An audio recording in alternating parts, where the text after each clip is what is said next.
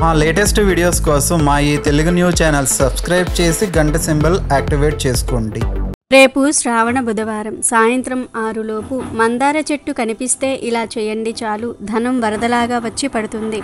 డబ్బు ప్రవాహంలాగా వచ్చి పడుతుంది. మీ సమస్యలన్నీ కూడా పోతాయి. మీరు పట్టిందల్లా బంగారం అవుతుంది. లక్ష్మీదేవి మీ ఇంట్లో తిష్ట వేసుకుని కూర్చుంటుంది. మీకు కావాల్సినంత ఐశ్వర్యాన్ని ఇస్తుంది. ఎందుకంటే మందార చెట్టు అనేది దేవతా వృక్షం. మందార చెట్టు కనబడితే ఈ పరిహారం చేయటం వలన అద్భుతమైన ఫలితాలు వస్తాయి. మందార చెట్టు చాలా శక్తివంతమైనది. మన కోరికలను తీర్చే శక్తి మందార చెట్టుకు ఉంది. మన కష్టాలను తొలగించే శక్తి మందార చెట్టుకు ఉంది. శ్రావణ బుధవారం రోజు గణపతిని ఆరాధించాలి. ఈ శ్రావణ మాసంలో వచ్చే బుధవారాలంటే వినాయకుడికి ఎంతో ఇష్టం. శ్రావణ బుధవారం రోజు మందార పూలతో విఘ్నేశ్వరుణ్ణి పూజిస్తే ఎనలేని సంపదలు వస్తాయి. ఎవరైతే ధన సంపద లేదని, ధనం రావటం లేదని, లక్ష్మీ అనుగ్రహం కలగటం లేదని బాధపడిపోతూ ఉంటారో వారు శ్రావణ బుధవారం రోజు మందార చెట్టు కనిపిస్తే ఈ విధంగా చేశారంటే జీవితంలో ఎప్పుడూ ధనానికి లోటు రాదు. ఎవరి ఇంటి దగ్గర అయితే మందార చెట్టు ఉంటుందో వారి ఇంట్లోకి అంత త్వరగా నెగిటివ్ ఎనర్జీ అనేది రాదు. పాజిటివ్ ఎనర్జీ ఎక్కువగా ఉంటుంది. ఏ ఇంట్లో మందార చెట్టు ఉంటుందో ఆ ఇంట్లో దేవతలు ఉంటారు. కాబట్టి బుధవారం రోజు మందార చెట్టు కనిపిస్తే ఇలా చేయండి. వెంటనే మీ జీవితం మారిపోతుంది. అదృష్టము, ఐశ్వర్యము కలిసి వస్తుంది. కోరిన కోరికలు నెరవేరుతాయి. మరి ఇంతకీ శ్రావణ బుధవారం రోజు మందార చెట్టు కనిపిస్తే ఏం చేయాలి అనే విషయాన్ని ఇప్పుడు మనం ఈ వీడియోలో వివరంగా తెలుసుకుందాం. అంతకన్నా ముందు ఒక విక్రమ బేతాళ కథను విందాం. ఈ కథను చివరి వరకు వినండి, భలే బాగుంటుంది. పట్టు వదలని విక్రమార్కుడు చెట్టు వద్దకు తిరిగి వెళ్ళి చెట్టుపై నుంచి శవాన్ని దించి భుజాన వేసుకొని మౌనంగా శ్మశానం వైపు నడవసాగాడు. అప్పుడు శవంలోని బేతాళుడు, రాజా, నువ్వు ఎవరి మేలు కోసం ఇంతటి కష్టసాధ్యమైన కార్యానికి పూనుకున్నావో నాకు బోధపడటం లేదు. కొందరు వ్యక్తులు మొదట మేలు తలపెట్టినా చివరికి వచ్చేసరికి అందుకు విరుద్ధంగా వ్యవహరిస్తారు. నువ్వు అటువంటి వాడివేమో. ఆత్మ పరిశీలన చేసుకోవడానికి వీలుగా నీకు అనంతుడి కథ చెప్తాను, శ్రమ తెలియకుండా విను అంటూ ఇలా చెప్పసాగాడు. వింధ్యవర్ధని రాజ్యానికి రాజు అశోకవర్ధనుడు. అతని రాజ్యానికి దక్షిణ దిశగా నైమిసారణ్యం ఉండేది. అందులో సిద్ధయోగి అనే మునీశ్వరుడు గురుకులం నడిపేవాడు. సిద్ధయోగికి తెలియని ధర్మశాస్త్రాలు కానీ వీర విద్యలు కానీ లేవు. అందుకే ఎందరో రాజులు తమ బిడ్డలను సిద్ధయోగి వద్ద శిష్యులుగా చేర్పించడానికి ఇష్టపడేవారు. అశోకవర్ధనుడు కూడా తన కుమారుడైన హర్షవర్ధన్ని సిద్ధయోగి సమక్షానికి తీసుకుపోయి, మునీశ్వర, నా కుమారుడిని శిష్యుడిగా స్వీకరించి భావి మహారాజుగా తీర్చిదిద్దండి అని కోరాడు. సిద్ధయోగి అందుకు సమ్మతించాడు. అదే సమయానికి పురుషోత్తముడు అనే రైతు తన కుమారుడైన అనంతుడిని సిద్ధయోగి వద్దకు తెచ్చి, మహానుభావ, నా కుమారుడికి వేద విద్యల పట్ల, వీర విద్యల పట్ల ఆసక్తి ఎక్కువ. అందుకే తమ వద్దకు తీసుకుని వచ్చాను. శిష్యుడిగా స్వీకరించి మంచి భవిష్యత్తును ప్రసాదించండి అని కోరాడు. సిద్ధయోగి అనంతుడిని కూడా శిష్యుడిగా స్వీకరించాడు. హర్షవర్ధనుడు, అనంతుడు గురువు చెప్పే విద్య పట్ల అమితమైన శ్రద్ధ చూపేవారు.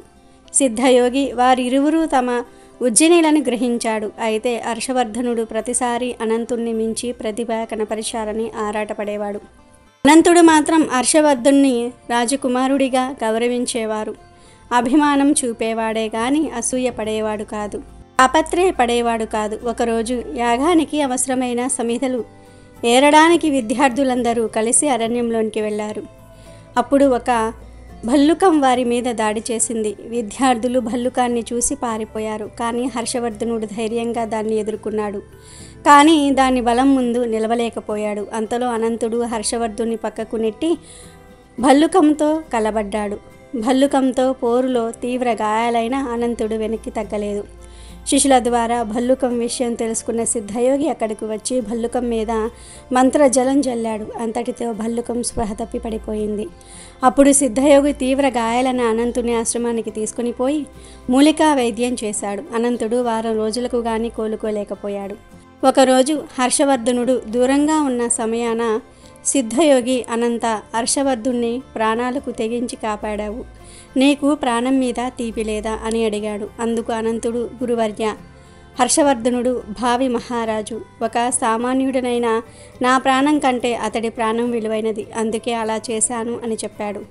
ఆ మాటలు విన్న సిద్ధయోగి అనంతుడి వంక ప్రశంసాపూర్వకంగా చూశాడు. హర్షవర్ధనుడు అనంతుడు వీర విద్యలన్నిటిల్లో కూడా సమంగా ఉన్న విలువిద్యలో మాత్రం అనంతుడిదే పై చెయ్యి ఉండేది. ఆ సమయంలో హర్షవర్ధుడికి తీవ్రమైన అసంతృప్తి ఉండేది. అందుకే అనంతుణ్ణి మించి ప్రతిభ కనపరచడానికి తీవ్రమైన కృషి చేసేవాడు. ఒక పర్యాయం సిద్ధయోగి విద్యార్థులను 2 జట్టులుగా విడగొట్టి విలువిద్య పోటీ పెట్టాడు. చివరిగా హర్షవర్ధనుడు అనంతుల మధ్య పోటీ జరిగింది. సిద్ధయోగి ఒక పూలదండను చెట్టు కొమ్మకు తగిలించి బాణంతో ఆ పూలదండను కాసింత దూరంలో ఉన్న దేవతా విగ్రహం మెడలో పడేలాగా చేయమని పరీక్ష పెట్టాడు. అంతేకాదు పూలదండలోని ఒక్క పువ్వు కూడా నేల రాలకూడదని షరతు పెట్టాడు. క్లిష్టమైన ఆ పరీక్షలో ఎవరు నెగ్గుతారోనని శిష్యులందరూ కూడా ఆసక్తి కనపరిచారు. తొలుత హర్షవర్ధనుడు వేసిన బాణం సూటిగా పోయి పూలదండను తాకింది. మరుక్షణం పూలదండ వెళ్ళి దేవతా విగ్రహం మెడలో పడింది. ఒక్క పువ్వు కూడా నేల రాలలేదు. తరువాత అనంతుడు వేసిన బాణం పూలదండను సరిగ్గా దేవతా విగ్రహం మెడలో పడవేసింది గాని కొన్ని పూలు నేల రాలాయి. సిద్ధయోగి హర్షవర్ధుణ్ణి విజేతగా ప్రకటించాడు. ఆ రాత్రి విద్యార్థులందరూ కూడా నిద్రించాక సిద్ధయోగి అనంతుడితో, అనంత, నీవు పోటీలో కావాలనే ఓడిపోయావని నేను గ్రహించాను, ఎందుకలా చేశావు అని ప్రశ్నించాడు. అందుకు అనంతుడు, గురుదేవ, హర్షవర్ధనుడు విలువిద్యలో నాకంటే తక్కువగా భావించి ఆత్మాన్యూన్యతా భావం పెంచుకుంటున్నాడు. అతనిలో ఆత్మవిశ్వాసం నింపడానికే నేను కావాలని ఓడిపోయాను అని చెప్పాడు. సిద్ధయోగి అనంతుడి వంక మెచ్చుకునేలాగా చూశాడు. విలువిద్య పోటీలో తను గెలుపొందాక హర్షవర్ధనుడు అనంతుణ్ణి చిన్నచూపు చూడసాగాడు. తోటి విద్యార్థుల దగ్గర అనంతుడి గొప్పవాడు లేడని, అనంతుడి లాంటి 10 మందిని ఏకకాలంలో ఓడించగలనని గొప్పలు చెప్పుకోసాగాడు. అందుకు అనంతుడు బాధపడేవాడు కాదు. కానీ నిజం తెలిసిన సిద్ధయోగి మాత్రం బాధపడేవాడు.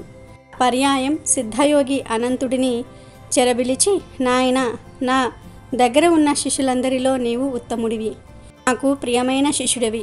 గురువు ఎప్పుడు మరెవరికి నేర్చని కొన్ని మెలకులను తన ప్రియమైన శిష్యుడికి నేర్పుతాడు. అందుకే ఖడ్గ చాలనంలోని కొన్ని రహస్య మెలకువలు నీకు నేర్పుతాను అన్నాడు. అందుకు అనంతుడు, గురుదేవ, మీరు నాపై చూపుతున్న అభిమానానికి కృతజ్ఞుణ్ణి. అయితే నా అభ్యర్థన ఏమిటంటే ఆ మెలకువలు హర్షవర్ధుడికి నేర్పండి, ఎందుకంటే నాకంటే అతనికి శత్రుభయం ఎక్కువ. ఖడ్గచాలంలోని ఆ మెలకువలు అతడికి మరింత ఉపయోగకరంగా ఉంటాయి అని కోరాడు. ఇప్పుడు సిద్ధయోగి అనంత, నీ వంటి స్నేహితుడిని పొందిన రాజకుమారుడు అదృష్టవంతుడు అన్నాడు. కొద్ది సంవత్సరాలకు వారి విద్యాభ్యాసం ముగిసింది. చివరిసారిగా విద్యార్థుల మధ్య సిద్ధయోగి పోటీలు పెట్టదలిచాడు. ఆ పోటీలకు హాజరు కమ్మని మహారాజుతో పాటు అందరి తల్లిదండ్రులకు వర్తమానం పంపాడు. మహారాజుతో పాటు అందరూ ఎంతో ఆసక్తితో ఆ పోటీలకు హాజరయ్యారు. అన్ని పోటీల్లో హర్షవర్ధనుడు అనంతుడు ప్రథములుగా నిలిచారు. చివరిగా సిద్ధయోగి వారిరువురి మధ్య కత్తి యుద్ధం పోటీ పెట్టాడు. వారిరువురు పోటాపోటీగా చాలాసేపు కత్తి యుద్ధం చేశారు.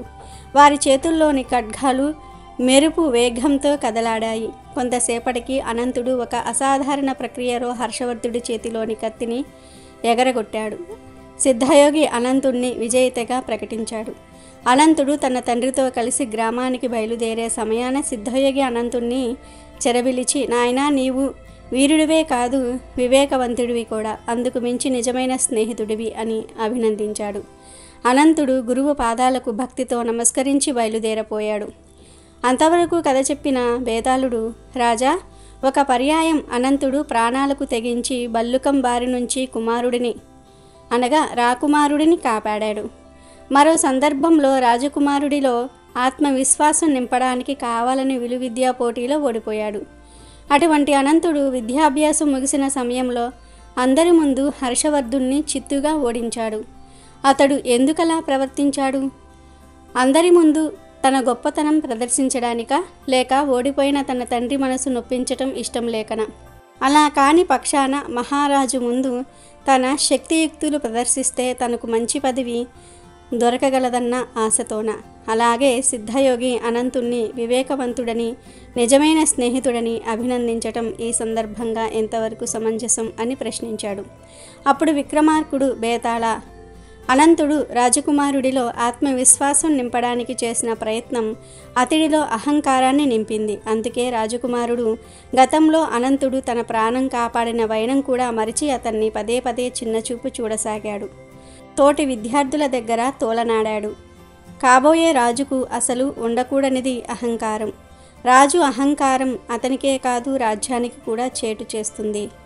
అది గ్రహించబట్టే అనంతుడు హర్షవర్ధనుడిలోని తనను మించిన వాడు లేడన్న అహంకారం పారద్రోలడానికి అతన్ని ఓడించాడు. అంతేగాని తండ్రిని సంతోషపెట్టడానికి కానీ, రాజు మెప్పు పొంది పదవి సంపాదించడానికి కానీ ఏమాత్రం కాదు. నిజమైన స్నేహితుడు తన మిత్రుడి ఉన్నతి కోరుకుంటాడే గాని పతనాన్ని కాదు. ఆ విషయం అవగతం చేసుకోబట్టే సిద్ధయోగి అనంతుడిని వివేకవంతుడని, నిజమైన స్నేహితుడని ప్రశంసించాడు అని చెప్పాడు. రాజుకి ఈ విధంగా మౌనభంగం కలగ్గానే భేతాళుడు శవంతో సహా మాయమై మళ్ళీ చెట్టెక్కాడు. ఇక వీడియోలోకి వస్తే శ్రావణ బుధవారం అనేది వినాయకుడికి చాలా ఇష్టమైన రోజు. వినాయకుడికి మందార చెట్టు అంటే చాలా ఇష్టం. మందార ఆకులతో, పూలతో ఎటువంటి పరిహారాలు చేసినా అద్భుత ఫలితాలు వస్తాయి, అప్పులు తీరిపోతాయి. ఎందుకంటే మందార చెట్టుకు అంతటి శక్తి ఉంది. మనకు ఇంట్లో పెంచుకోవడానికి వీలుగా ఉండే పూల చెట్లల్లో మందార చెట్టు కూడా ఒకటి. ఈ చెట్టుకు అన్ని కాలాలలో పూలు పూస్తూనే ఉంటాయి. మందార మొక్క పూలు పూస్తే చూడడానికి చాలా అందంగా ఉంటుంది. ఈ మొక్క ఎన్ని పూలు పూస్తే అంత సంపద మన ఇంట్లోకి వస్తుందని పెద్దలు చెప్తూ ఉంటారు. దేవతా పూజకు కూడా మనం మందార పువ్వులను ఉపయోగిస్తూ ఉంటాము. దేవతా వృక్షాలలో మందార చెట్టుకు ప్రత్యేకమైన స్థానం ఉంది. మన శాస్త్రాలలో చెప్పిన 5 దేవతా వృక్షాలలో మందార చెట్టు కూడా ఒకటి. అంతేకాదు ఎర్ర మందార పువ్వును తలలో పెట్టుకోవటం వల్ల స్త్రీలు దీర్ఘ సుమంగళిగా ఉంటారని ఒక నమ్మకం ఉంది. ఇక ఎవరైతే ధన సమస్యలతో, అప్పుల బాధలతో, ఆర్థిక సమస్యలతో బాధపడిపోతూ ఉన్నారో వారు ఈ బుధవారం రోజు మందార చెట్టు కనిపిస్తే వెంటనే ఆ మందార చెట్టు దగ్గరికి వెళ్ళి 2 మందార ఆకులను కోసి తెచ్చుకోండి. సాయంత్రం 6 తర్వాత మందార చెట్టును తాకకూడదు కనుక 6 లోపే ఈ పరిహారాన్ని చేయండి. ముందు మందార చెట్టు కనిపిస్తే వెంటనే 2 మందార ఆకులను కోసి ఇంటికి తెచ్చుకోండి. తర్వాత ఆ మందార ఆకులను నీటితో శుభ్రం చేయండి. ఆ తర్వాత ఒక చిన్న గిన్నెలో 1 స్పూన్ పసుపును వేసి ఆ పసుపులో కొన్ని నీళ్లు కలిపి పేస్ట్ లాగా చేసుకొని ఆ పేస్ట్లో కుడి చేతి ఉంగరపు వేలిని ముంచి 2 మందార ఆకుల మీద 2 స్వస్తిక్ గుర్తులను వేయండి. తర్వాత ఈ 2 ఆకులను తీసుకుని మీ 2 చేతుల్లో పట్టుకుని ఒక్కసారి ఇల్లంతా తిరగండి. అలా తిరిగేటప్పుడు మాకు ధనం కావాలి, సమస్యలు పోవాలి, ఇబ్బందులు పోవాలి, ఇక మేము ఏ బాధలు లేకుండా ఆనందంగా జీవించాలి అని మనసులో కోరికను చెప్పుకోండి. వంటగది, బెడ్రూము, హాల్ ఇలా ఇల్లంతా తిరిగేసిన తర్వాత ఈ 2 ఆకులను తీసుకుని వెళ్ళి మీ ఇంటి మెయిన్ డోర్ గుమ్మానికి 2 వైపులా పెట్టి వదిలివేయండి. 24 గంటల పాటు అంటే ఒక రోజు మొత్తం ఆ ఆకులు అలా ఉండేలాగా పెట్టండి. 24 గంటల తర్వాత ఆ ఆకులను తీసి ఎక్కడైనా సరే పారే నీటిలో పడవేయండి. మందార ఆకులు ఎండకపోయినా పర్వాలేదు. ఆ ఆకులను తీసి పడేయండి. 2 మందార ఆకులతో ఇలా చేస్తే ఖచ్చితంగా మీకు ఉండే ధనపరమైన సమస్యలు పోతాయి, ధనం వరదలాగా వస్తుంది. కనుక మీరు కూడా ఈ శ్రావణ బుధవారం రోజు మందార చెట్టు దగ్గర ఈ పరిహారాన్ని చేసి శుభ ఫలితాలను పొందండి. అమెజాన్లో బెస్ట్ డిస్కౌంట్స్ కోసం వీడియో డిస్క్రిప్షన్లో లింకు ఉంది, చూడండి. అలాగే మా టెలిగ్రామ్ ఛానల్ సబ్స్క్రైబ్ చేసుకోండి.